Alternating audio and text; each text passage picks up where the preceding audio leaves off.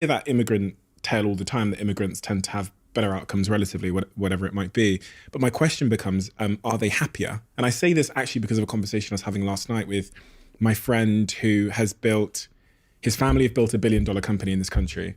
The dad was the first generation immigrant here. The dad is just completely overwhelmed with work. Like, he is obsessed, to the point now the son said to me last night, I don't actually think he knows what makes him happy at all. But because he was in survival mode when he came here, they've built $1 billion. It's actually, I think it was worth 5 billion now.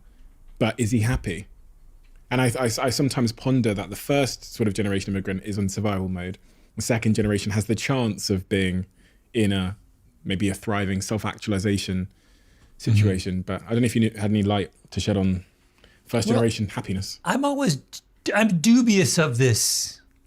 So all of this happiness stuff, and I say this, and I'm fully open to the possibility that I'm wrong, but my understanding of happiness is, because of the research on happiness, is that it's a fairly stable trait. In other words, there are people who are happy, regardless of where they are, and people who are not, or people who don't appear happy, or people for whom happiness represents itself differently.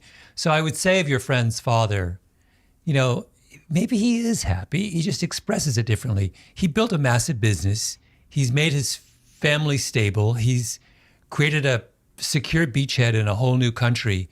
You don't think that makes him happy when he puts his head on the pillow at night? I think it probably does.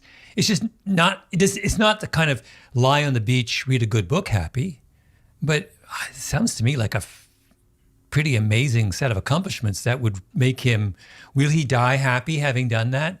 Yes, he will, I think. I don't know, I never met the man, but I'm wondering. Billionaires generally. What's that? People say they've never met a happy billionaire.